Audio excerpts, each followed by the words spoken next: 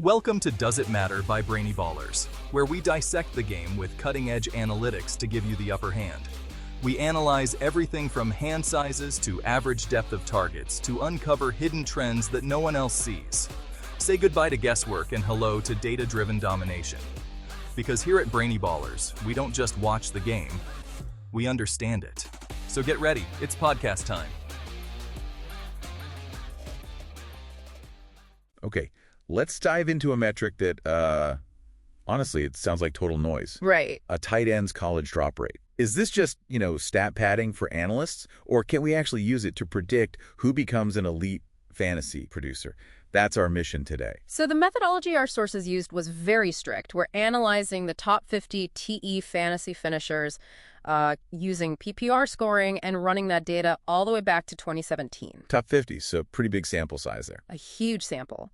And to make the contrast undeniable, they zeroed in on the variance. So comparing the top 10, the real difference makers, against that bottom tier. The guys from 41st through 50th. Exactly. The replacement level assets. And the trend that jumped out was, well, it was pretty simple, wasn't it? Oh, yeah. Lower drop rates strongly, and I mean strongly, correlate with higher fantasy scores. Which goes against that old cliche, if he gets the volume, who cares about a few drops? The data just completely flips that on its head. Look, the analysis shows that in 6 out of the last 7 seasons, we're talking 85.7% consistency here, the top 5 fantasy finishers posted way, way lower drop rates than the guys struggling in that 31st to 50th range.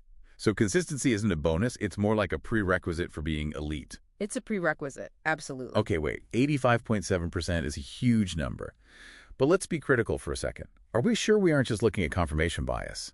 What's the statistical cutoff that really separates the league winners? What's the number we have to follow? We found it. There's a gold standard, an optimal range. Do you want to start dominating your drafts? At BrainyBallers.com, we've researched every metric under the sun for you to find which ones are best linked to fantasy points. You can access hundreds of metrics to sharpen your scouting abilities so you know which metrics matter and which are just noise. Stop guessing on which thresholds to look for within each metric.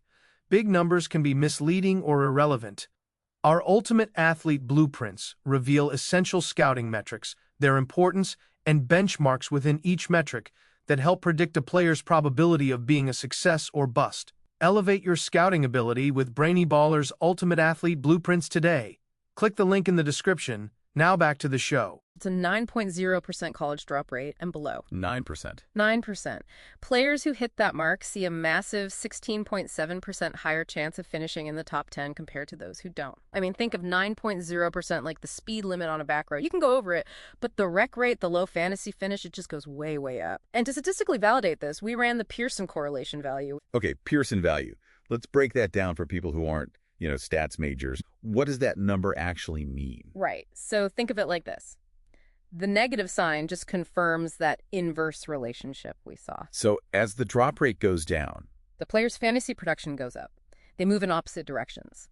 And that 0.125 number tells us the relationship is strong enough to be meaningful. it's not just random chance. Not at all. For this kind of analysis, with elite athletes, anything greater than 0.1 or less than negative 0.1 is considered statistically significant. And this is where it gets really powerful, I think, because the source material puts that number in context. Mm-hmm. It compares the TE drop rate value of negative 0.125 to the value for QB draft capital, which is negative 0.219. And everybody agrees that QB draft capital matters. It's a cornerstone of scouting. Yeah. It's sitting on the same shelf, you're right. So the big takeaway here for you isn't just that drops matter. It's that this specific college stat is a confirmed critical tool for filtering talent. You don't want to use it as the only factor, of course. Of course not, but the historical data says you should absolutely be using it as a navigational tool to separate the potential stars from, the roster filler. And that really raises an important final question for you to think about. Go on.